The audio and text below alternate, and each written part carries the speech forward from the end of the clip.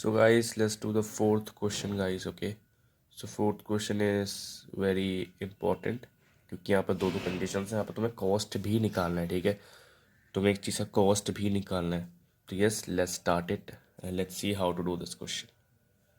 सो सबसे पहले हम लोग क्या करेंगे, हम लोग निकालते हैं आपका slant height which will be very simple to find out. तो उससे पहले मैं एक डायग्राम बनाता हूँ, ठीक है? उससे विजुलाइज करते हैं हम लोग। तो एक टेंट बना रहे हैं हम लोग, ठीक है? ऐसा टेंट है, मान लो एक कोन टाइप ही टेंट।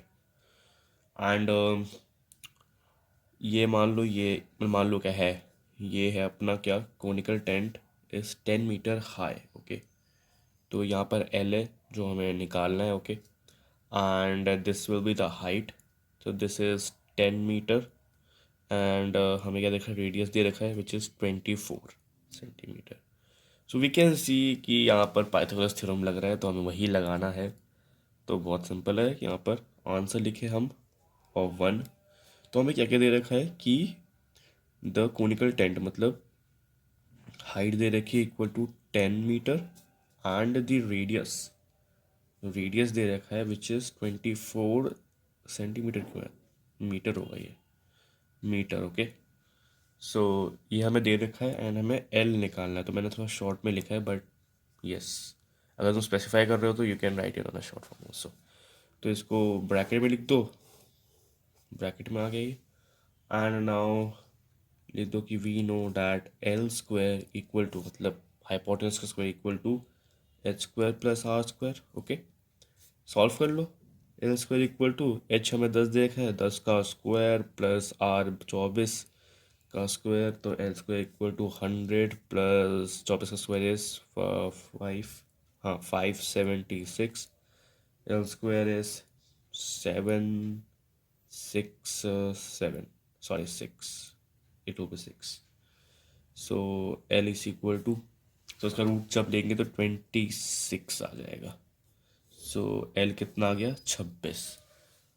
तो हमें क्या मिल गया, स्लांट हाइट।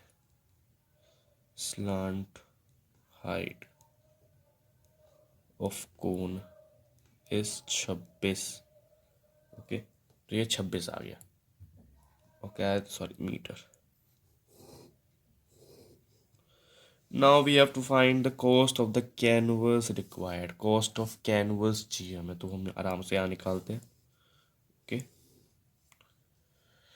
तो कॉस्ट ऑफ कैनवस कैसे निकालेंगे, अब देखो यहाँ पर कॉस्ट ऑफ कैनवस निकालने के लिए सबसे पहले तो हमें फॉर्मूला पता है, पाई आर एल, क्योंकि curve surface area of cone है, ओके? वो तो हम निकालेंगे, सॉरी वो तो हमें पता है। हमें आर दे रखा है, एल दे रखा है।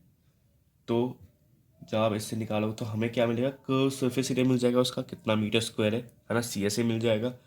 और हमें क्या देखिए, 1 मीटर स्क्वायर में कितना है, 70 रुपीज़। तो जितना भी मीटर स्क्वायर आएगा उसको हम क्या करेंगे, इंटू कर देंगे उतने में से, ओके? समझ गए? सबसे पहले हमें सिंपल करना है, सी एस ए का फॉर्मूला लगाना है। तो हमें पता चल जाएगा कितना मीटर स्क्वायर है of this, of the canvas, okay? कितना मीटर स्क्वायर है, मतलब उसकी जो लेंथ, उसकी जो ब्रेथ, कितना मीटर स्क्वायर है। तो सी एस ए में उसका मिल जाएगा, उससे जितना भी रुपीज़ का है, ठीक है? जितना भी आंसर है उसको इंटू 70 कर देना है।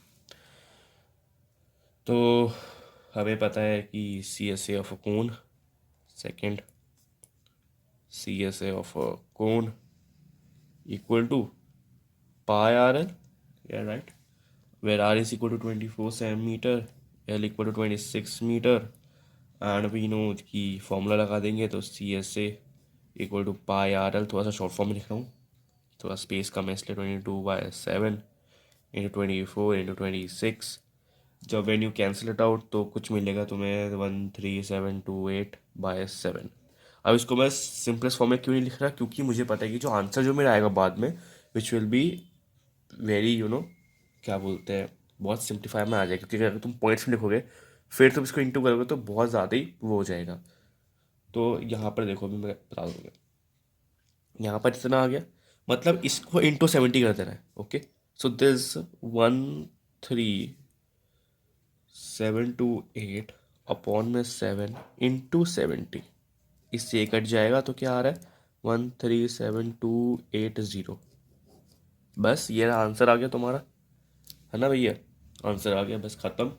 यही तुम लिख देते, cost of the canvas required to make the cone is 70 sorry 70 है, 137280, ओके, रुपीस में है ये, 2 रुपीज़, ओके। थोड़ा सा स्पेस कम था बट स्टिल जो मैंने बताया कि ऐसे लिखा है तुम लोगों को, जो फाइनल रिजल्ट होगा स्टार्ट हेड का तो मैंने लिख दिया, बट जो फाइनल रिजल्ट है का लिखना है, therefore the cost of the canvas required to make the tent is rupees इतने में, okay. So yes, this the question, very simple, very interesting. So yes guys, for that, take care and bye bye.